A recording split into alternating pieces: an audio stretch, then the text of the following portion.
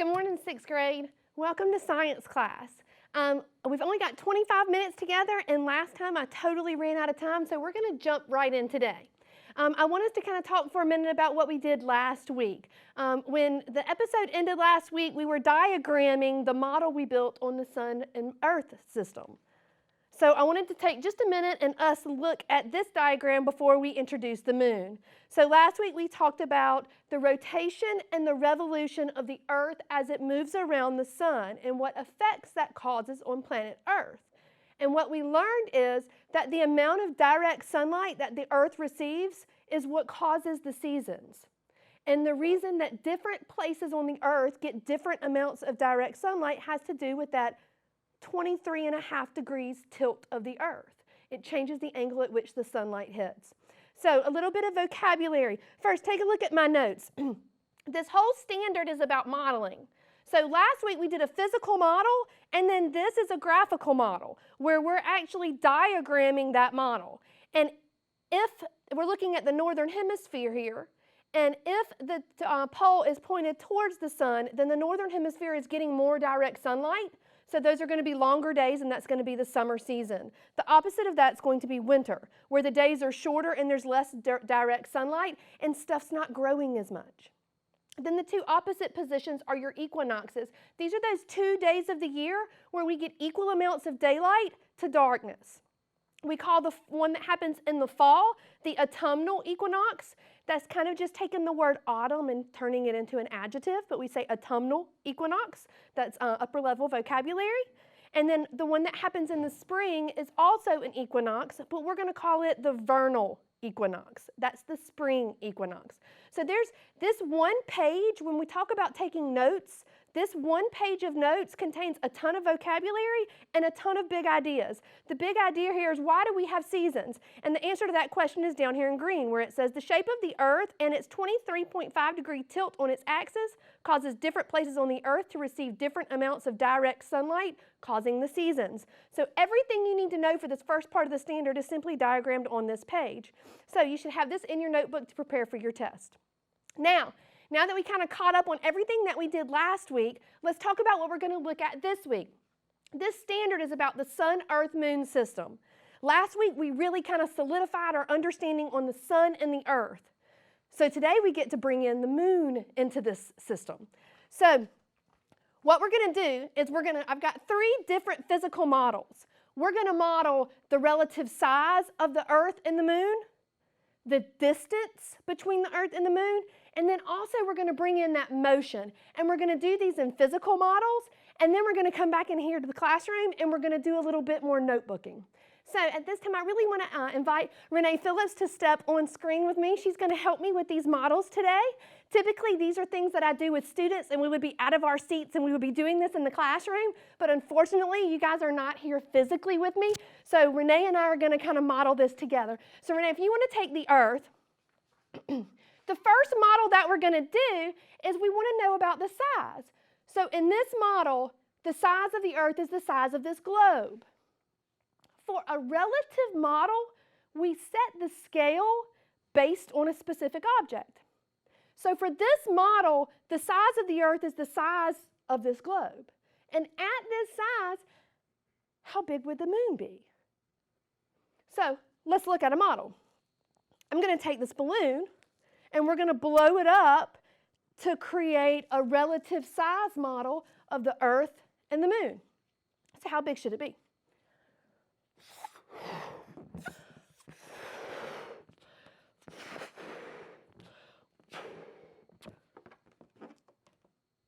How's that look? Kind of big. We're too big. Let's get him, let's decrease in size. And we're deflating a little bit. And what we're wanting to do is we're wanting to get the diameter to about 1/4 of the size of the Earth. The moon is 1/4 the size of the Earth.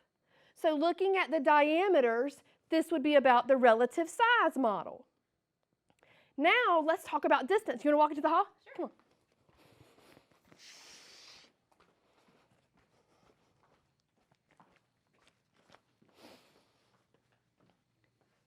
All right, so now talking about the distance. I'm having to get a little bit too close, Renee. Let's go ahead and social distance and put our mask on. All right, guys. While we're this close, we feel like this is just a little bit safer. So we're talking about the distance now. We just established the size. At this size, what would the distance look like? Would the moon be about where I am? A little further? A little closer? Well, let's add something else to the model. Renee, will you hold the globe like that, right at the equator? So, there's only two places besides the Earth that humans have been. We've been to the moon, and we've been to the International Space Station. For most of your lifetimes, the only place we've been is the International Space Station. At this model, let's go ahead and put the International Space Station. So where, the International Space Station is that science lab that is orbiting around the Earth at 17,000 miles an hour, where would it be? With Renee's hand at the equator, about where her fingernail is where the International Space Station is. At this scale, it's about 1 centimeter. So 1 centimeter off the equator would be about where your fingernail sits. And that's where the International Space Station is, buzzing around this Earth. So he's not even out as far as this rim. So where would the moon be? Let's look at it. All right, you hold this end of the string, and this is our distance. Woo, we got a tangle. Still got more to go. Let me get my tangle out.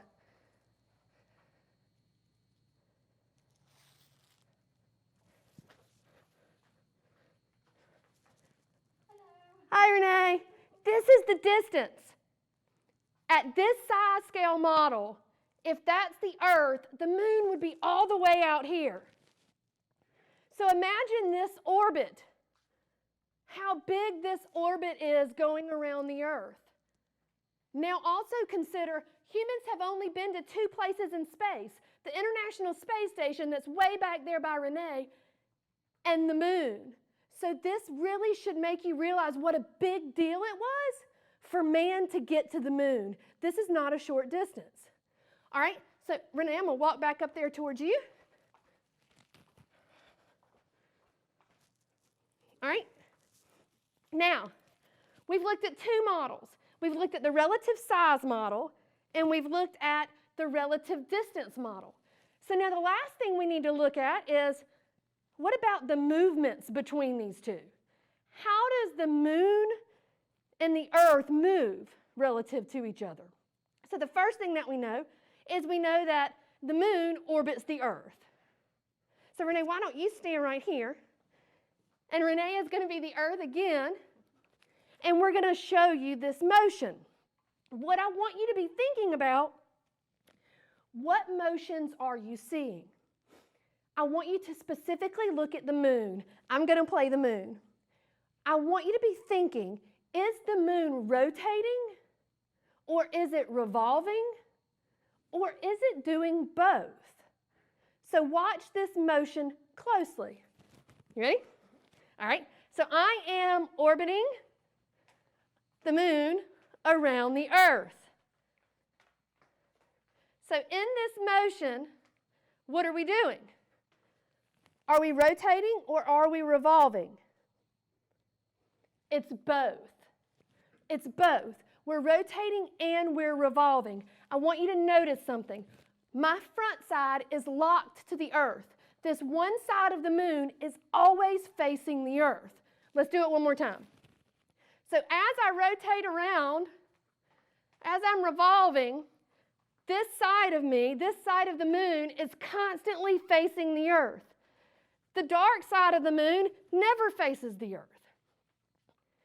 We call this synchronous, meaning that the reason this happens is because the moon's rotation and its revolution take about the same amount of time. So, if you don't believe me, if you're watching that orbit and you're thinking, I don't see a rotation, it doesn't look to me like the moon is spinning at all. Now, watch what happens when I remove the rotation. In this model, I'm not going to rotate at all. I'm only going to orbit and watch what happens. I'm facing this direction, so when I start orbiting, I am always facing this direction. So now my side is at the moon. Now the back side is at the moon, my other side. So here, when I'm not rotating, every side of the moon has to face the Earth at some point. And that never happens. We only see the front side of the moon because it is locked to the Earth in a synchronous orbit. It takes about 28 days for the moon to make one rotation, and it also takes about 28 days for the moon to make one revolution. So now, one more time, let's do it on synchronous now. So now, as the moon is orbiting the Earth, I'm locked to the Earth so that this one side always faces the Earth because these two motions take about the same amount of time. All right, awesome. We'll step back in the classroom. Thank you very much.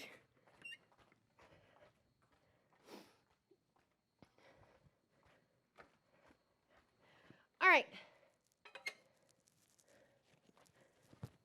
All right, so let's talk about what we just did. We just looked at 3 separate models. We looked at a size model, we looked at a distance model, and we looked at a model of motion. Let's kind of put them all together and talk about what that looks like in our notebook. The first thing I want to talk about with notebooking, let's go ahead and turn this page where we can kind of see what we've got. All right, I'm going to leave these notes up here while we kind of talk about it. The first thing I want to mention, though, is I want you to pay attention to the way my notes look. I always tell my students I love bright colors and I use lots of doodling. Research shows that when you doodle in your notes, when you add color and you add different stuff, it helps you mentally picture that note. So if I put that little bit of extra effort into my vocabulary and adding color and adding some doodles, when I get ready to take my test and I'm thinking, oh, what was that word about the moon's orbit?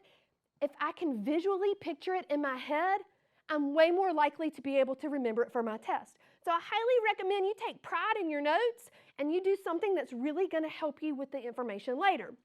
So we've got 3 models here. On the size model, we talked about the moon is 1/4 the size of the Earth. What would the sun be at that scale? If the Earth were the size of that globe, the sun would be a 12-story building. So not something we could bring into this model for sure because it wouldn't fit in our set area here. So we would have a 12-foot sun. This would be the size of the Earth, and then 1/4 of that for the moon. The moon is also much like Mercury. Last quarter, you should have learned a little bit about the planets, and I want you to remember that Mercury was full of craters because it doesn't have an atmosphere, and so when stuff in space hits it, it hits it full force. The same is true with our moon. It looks a lot like Mercury because it only has 1/6 of Earth's gravity. That's not enough gravity to hold an atmosphere. In particular, when we talk about the back of the moon never facing the Earth, it gets the most impact because it's more vulnerable on the back side. So now looking at our distance model. On our distance model, that's where we pulled the string in the hallway and we said at this size, what is the distance between the Earth and the moon? The way that I figured this scale, the distance between the Earth and the moon is about 9.5 times the circumference of the Earth. By circumference, we mean the equator. It's a mathematical word, but we mean the equator. So 9.5 times the equator is that distance. So when we set scale for a model, we can do a relative model based on proportions. And so I know that 9.5 times the equator is that distance, so we were able to measure that out with a string and look at it. It ends up being way further than you originally thought. when we look at the International Space Station and it's 1 centimeter off the surface of the Earth at this scale, it really makes you think about how far away the moon is and what a big deal it was for us to get to the moon. So my notes here say that it's way farther than you think and that it's way farther from the ISS. The ISS is the International Space Station. That's just the shorthand. And our last note here is about the motion model. And this was where we did the rotating and the revolving. We know that the moon orbits around the Earth, but it also rotates on its axis. We call it synchronous, and there's our vocabulary word right there, which means because its rotation is about 28 days and its revolution is about 28 days, it takes about the same amount of time for it to rotate as it does revolve. That locks one side of the Earth, one side of the moon to the Earth, so that we only see one side of it. We never see what we consider the back side of the moon. Well, I appreciate your time. I ended up pushing through kind of quickly today. So I'm going to leave my notes up here. That way you have the opportunity to get them copied down into your notebook. Next week, we're going to start looking at the phases of the moon. We've established everything about the moon and the Earth system and where it is, relative position, relative size. Next week, we're going to look at, okay, so what does that cause on Earth? What type of phenomena do we see?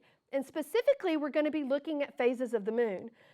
So next week, we're going to have the lights out and we're going to be doing an AM-style lesson. So I really hope that you will tune back in with me next Wednesday morning at 8:30. Jacqueline Adams, and I'll see you next week.